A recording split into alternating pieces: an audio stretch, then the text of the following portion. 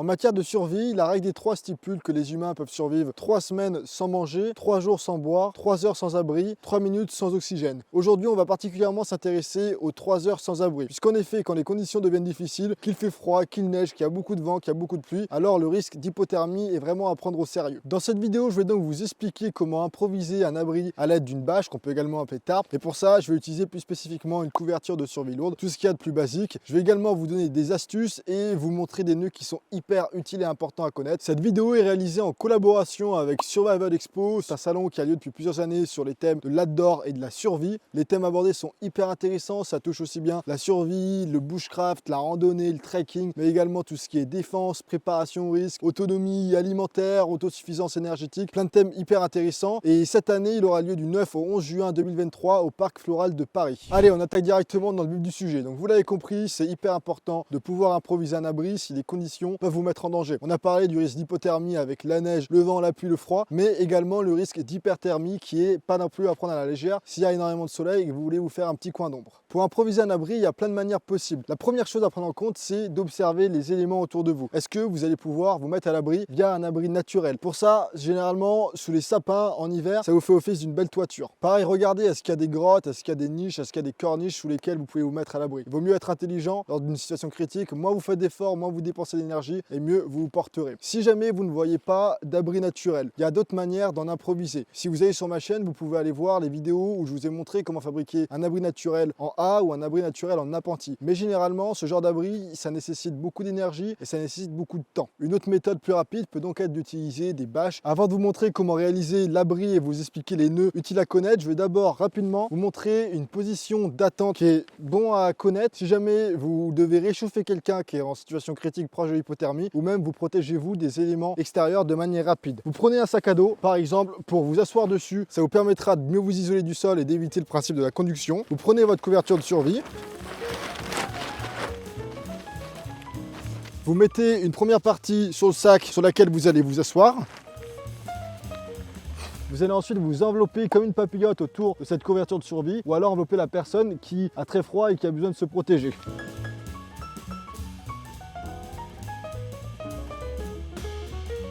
Et donc là, l'idée, c'est vraiment de vous créer une bulle pour garder au maximum votre chaleur et de pas... Alors, ce sera impossible d'étanchifier le tout, mais au moins, s'il pleut ou qu'il neige, là, vous êtes à l'abri des éléments. Vous pouvez également, si vous avez un petit briquet ou une petite bougie chauffe-plat pour venir réchauffer quelqu'un qui est proche de l'hypothermie, par exemple, venir l'allumer à l'intérieur pour créer une petite bulle de chaleur supplémentaire. Bon, on est d'accord, c'est vraiment une position qui est provisoire et vous n'allez pas pouvoir rester longtemps comme ceci. Mais c'est vraiment une position d'attente en attendant les secours, par exemple. Autre chose, petit détail qui est hyper important, qui est assez logique, mais pour ceux qui ne le savent pas, lorsqu'on utilise une couverture de survie, il y a deux côtés et c'est hyper important de ne pas se tromper. Vous allez avoir un côté réfléchissant, souvent de couleur argentée, et un côté donc soit orange avec cette couverture de survie lourde, soit souvent doré pour les couvertures de survie fines. Et il faut impérativement mettre le côté qui réfléchit la chaleur vers soi si l'on veut se réchauffer. Donc là, dans le cadre d'un risque d'hypothermie, vous allez mettre la face argentée vers soi, vers l'intérieur. Mais si vous êtes en plein été et vous voulez justement refléter les rayons du soleil pour vous protéger de la chaleur, alors vous allez mettre le côté argenté vers le soleil pour éviter que vous remettiez encore plus de chaleur vers vous. Bien entendu, c'est logique, mais si vous trompez de sens, ça peut faire plus de mal que de bien finalement. Et autre chose, une petite astuce, si vous devez rester là typiquement qu'il y a de la neige et que vous voulez éviter d'avoir trop froid aux pieds, vous allez pouvoir vous isoler du sol avec une branche de bois.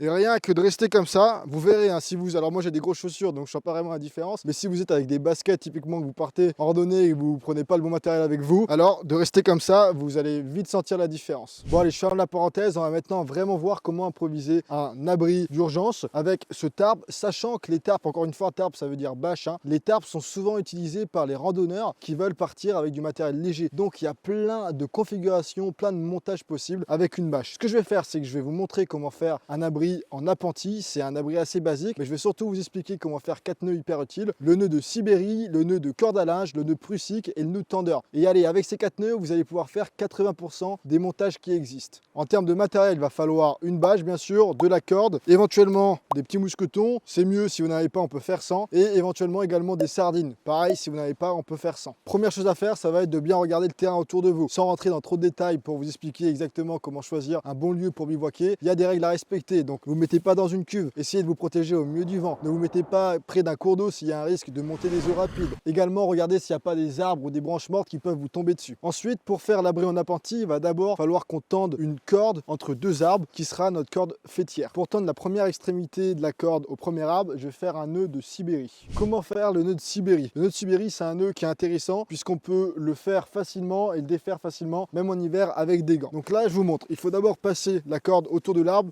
en commençant de la gauche vers la droite. Vous avez ici le courant et ici le dormant. Vous allez, avec le courant, faire un tour autour de vos 4 doigts de la main gauche. Vous prenez ensuite votre main droite, vous prenez le courant entre le pouce et l'index et le dormant entre l'index et le majeur. Avec votre main gauche, vous faites une rotation autour du dormant, vous passez votre pouce et vous venez récupérer le courant. Vous faites ensuite une ganse que vous pouvez serrer. Hop. Pour venir serrer le nœud, vous avez juste à tendre le dormant. Vous avez ensuite votre boucle, vous pouvez venir sécuriser le nœud en passant le courant à l'intérieur de la boucle. Et si vous souhaitez défaire le nœud facilement, vous avez qu'à tirer sur le courant.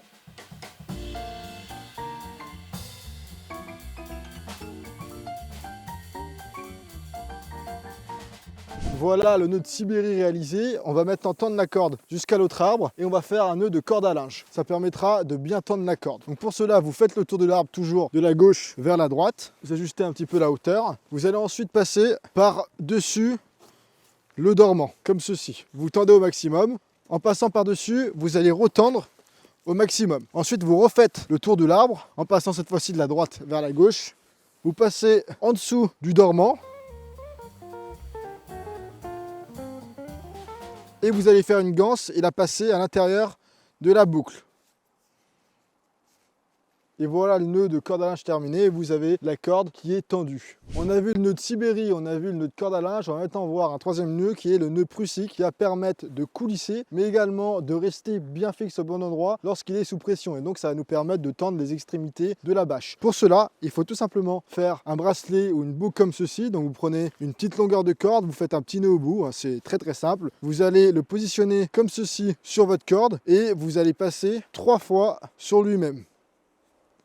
Comme ceci. Vous faites en sorte de le mettre bien propre et vous avez votre nœud de prussique. Donc comme ceci, je peux le faire coulisser très facilement, mais dès qu'il est sous pression, il ne bougera pas du tout. Là, je peux forcer autant que je veux et ça risque pas de bouger. Allez, on fait pareil de l'autre côté. Je le positionne et ensuite 3 tours autour de lui-même. 1, 2 et 3. Je serre le tout. Sous pression, il ne bouge pas. Par contre, je peux le coulisser exactement là où je veux qu'il soit. Vous prenez ensuite votre couverture de survie ou votre tarpe ou votre bâche, si possible qu'il y ait des œillets. S'il n'y a pas d'œillets, je vous montrerai une astuce juste après pour en improviser un. Et si possible, vous mettez un mousqueton. Si vous n'avez pas de mousqueton, je vous montrerai également une autre astuce. Il y a plein d'astuces dans cette vidéo. Vous allez accrocher le mousqueton à la petite boucle de votre nœud prussique, hop, dans le sens de la longueur, et vous allez attacher l'autre extrémité, pareil, dans la boucle de l'autre nœud prussique. Et là, vous voyez que en tendant, vous allez automatiquement tendre votre bâche. Alors serrez pas non plus aussi fort que possible, sinon vous risquez de la déchirer. Donc comme promis, la petite astuce, si vous n'avez pas de mousqueton, vous allez quand même pouvoir utiliser le nœud prussique. Vous passez la ganse à l'intérieur de l'œillet.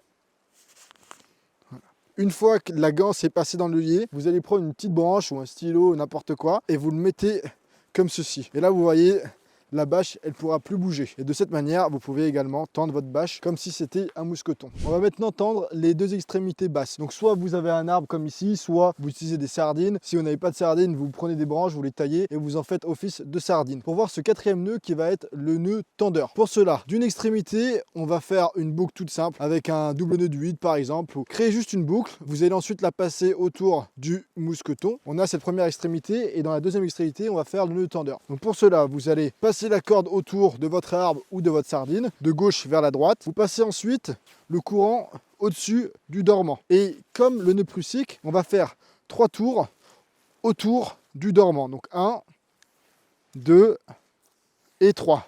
Ensuite, vous allez passer le courant sous les deux dormants et ensuite vous faites une petite ganse et vous passez au milieu du nœud. Hop, vous serrez le tout.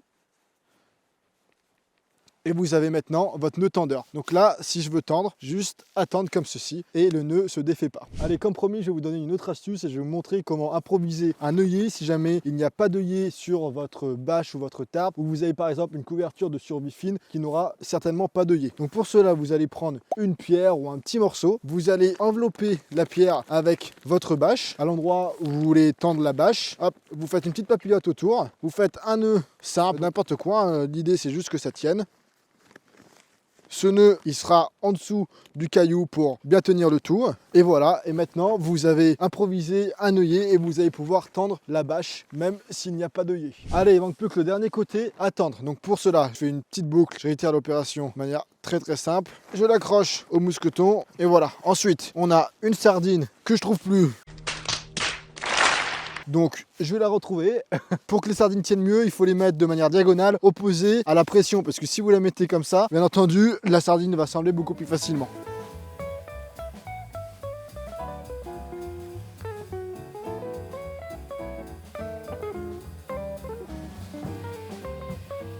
Et voilà pour ce qui est de ce montage de cet abri en appentis. Si jamais vous n'avez pas deux arbres pour tendre la corde faîtière, vous pouvez toujours prendre deux branches de la même taille que vous viendrez poser contre les deux œillets du tarp et ensuite tendre avec des cordes qui seront fixées au sol par exemple. L'abri en appentis, il est facile à faire, il vous protégera de la pluie et éventuellement du vent s'il est bien tendu et bien positionné, mais il ne va pas vous protéger du froid environnant et de l'air. Comme je vous ai dit au début de la vidéo, ce type d'abri c'est un abri de base et c'était vraiment surtout pour vous montrer les 4 nœuds, donc le nœud de Sibérie, le nœud de corde à linge, le nœud de Prussique et le nœud tendeur qui vont vous permettre de faire plein de montages et plein de configurations différentes. Je vais vous montrer comment faire un autre type de montage qui vous protégera encore plus des éléments. Montage à la canadienne. Pour cela, je vais défaire ce nœud. Vous voyez, ça se défait super facilement et je vais baisser la corde faîtière pour qu'elle soit plus proche du sol. Et vous allez positionner la bâche dans le sens de la longueur à son milieu, comme ceci. Vous n'avez plus qu'à prendre les deux extrémités et les tendre de part et d'autre.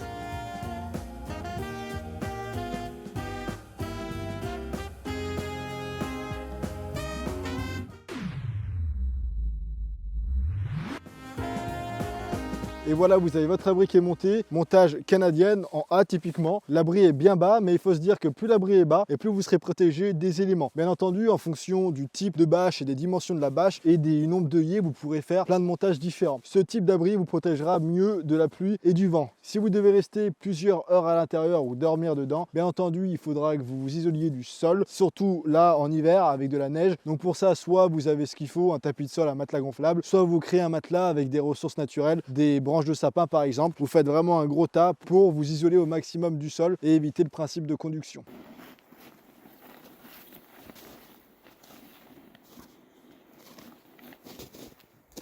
Et voilà pour ce qui est de cette vidéo. J'espère qu'elle vous aura plu et qu'elle aura pu surtout vous apprendre des choses intéressantes que vous pourrez utiliser soit lorsque vous êtes en randonnée en bivouac, soit si vous êtes vraiment dans une situation critique. J'espère pour vous que ce ne sera pas le cas. Merci encore à mes partenaires sur Survival Expo de collaborer sur ces vidéos et j'espère en tout cas vous retrouver tous au salon. Pour ceux que ça intéresse, je vous mettrai dans la description un lien qui vous renvoie vers une vidéo dans laquelle je vous donne 50 astuces de bivouac, de trek et de randonnée. En général, ça vous apportera également beaucoup de valeur. Également, si vous avez Instagram, n'hésitez pas à me rejoindre sur le compte Instagram, je vous mettrai le lien juste en dessous et je fais pas mal de jeux concours en ce moment. Si jamais vous souhaitez participer, c'est l'occasion. Et je pense que j'en ai terminé là. Je vous dis comme d'habitude, prenez soin de vous, gardez la forme, gardez le sourire et à très bientôt.